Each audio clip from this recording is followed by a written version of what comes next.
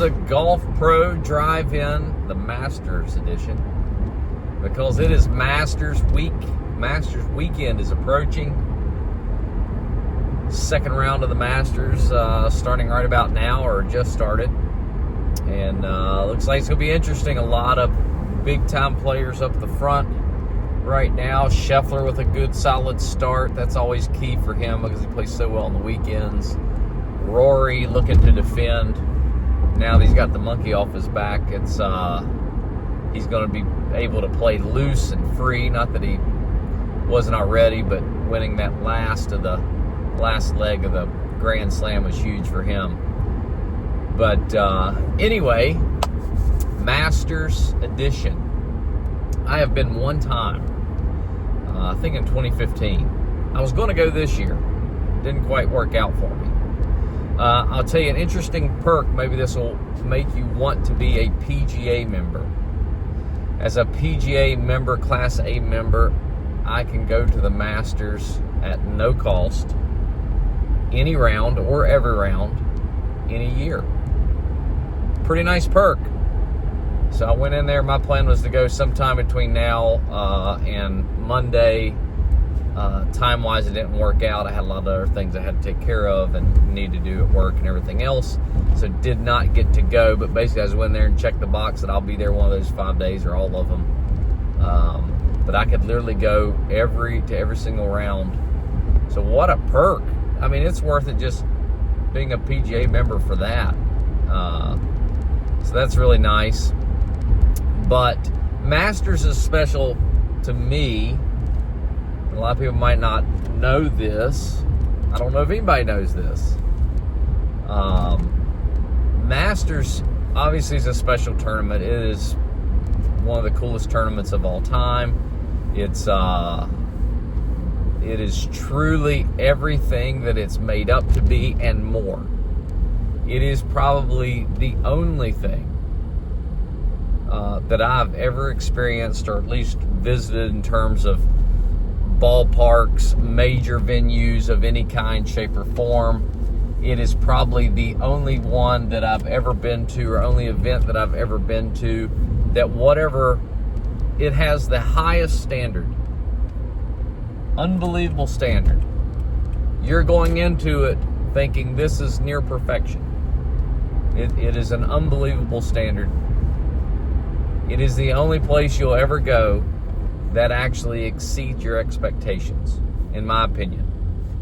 It not only meets your expectations, but it exceeds it. And I just can't think of too many places that I've ever been in my life that has ever met and then exceeded the expectation. And I've played places like Sawgrass was phenomenal. But if you really go looking, you can find some things here and there that are a little out of sorts, or might not be perfect. Same thing for Harbor Town or Ocean Course or whatever. They're good. They're really good. They meet your expectation, but they don't exceed it and surpass it the way Augusta National does. When people say there's not a blade of grass out of place, they're right. I mean, it's absolutely phenomenal in every way, shape, and form. I've known a few people who have played it, and they all just really loved the experience that they had there and said that it was phenomenal. But understand that the ones I spoke to, at least, they didn't play it in the condition that it's in right now. Right now, it is overseeded heavily in ryegrass. As the summer comes in, all that ryegrass dies out. I'd imagine that the fairways start getting pretty thin and skimpy. It's probably not the greatest in terms of condition-wise in the summer months, whenever it's strictly Bermuda grass and then bent grass greens. But I'm sure it's obviously, everybody I've talked to who's played it still says that it's phenomenal, because it's Augusta, and because their people that run that place are going to do everything they can to ensure that you have just an unbelievable experience whenever you're there. And that's obviously important. But it's the condition they're playing it in right now this week for the Masters. It's not in that kind of shape, but probably for March. Well, I'd say I don't know when they open it back up, but It's really for the members and stuff that play there. It's going to be like that through the winter into May, and then once it gets heated up and the ryegrass starts dying out, it's a lot different playing condition. Let's just put it that way. Anyway, it meets and exceeds expectations. It sets a standard in golf for what anybody and everybody wishes that they could have. But obviously that requires the amount of money that they put into that place to get it to what it is, and really for 1 week out of the year is unbelievable. And you have to have a full buy-in from your membership to be able to do that as well. So that's enough about the golf course and about the whole event. It is special. Why is it important to me? My first recollection of watching any professional golf on television, any professional golf whatsoever, are you ready? Was at the age of 10, which would have put this in the year, well, I wasn't 10 yet, I was getting ready to turn 10, but it's the first time I ever really remember watching golf on television, and it was the 1996 Masters. Do you remember who won? How he won? Nick Faldo. Come from 6 back behind Greg Norman.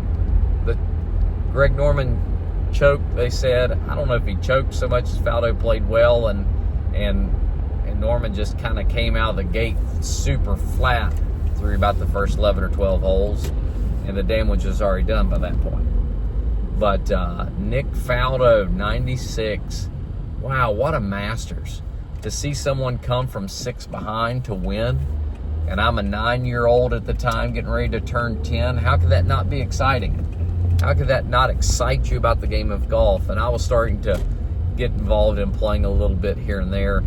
I'd been playing a little bit before then, but that really made an impact on me. Later on that summer, I would go and play on a little inter-club team thing at the golf course I grew up playing. And I played my first ever golf tournament and shot $1 million. It was not pretty by any stretch of the imagination. But after that, that was for the first time I said to myself, man, I would love to do this. I would love to do this for a living. This would be fun. So, sorry, got some people that just can't drive this morning, trying to turn right into me as I'm trying to make a left-hand turn. But it really started with the Masters. Just seeing how exciting that was, seeing all the people and go crazy. And then I got to play my first golf tournament. Even though I struggled, I was like, man, this is great. I love this form of competition. I love what you got to do. And from that day forward, I made up my mind, I'd like to be a pro golfer. And several years down the road, I got to explore that avenue and got to play on the PGA Tour once. 11 years later, think about that. From the age of 10, a little boy thinking, man, I would love to play golf for a living. How cool would that be? And only 11 years later, get to compete against the best players in the world. Wow. And that started with the Masters. The 1996 Masters. Nick Faldo comes from 6 behind to beat Greg Norman. Pretty cool. Masters is a special place. If you ever get a chance to get there, go. It's phenomenal. Get into the lottery. They have a lottery. Go online, research that so you can get on the lottery. But it's a phenomenal golf tournament. You'll be glad that you looked into it. And for those who have gone, you know as well as I do how special it is, and that it does live up to all the expectations and all the hype. So anyway, that's it, Masters edition. Hope y'all have a great week. Play some golf this week. Enjoy the Masters. We'll see you next time on the Golf Pro Drive. It's a Golf Pro Drive.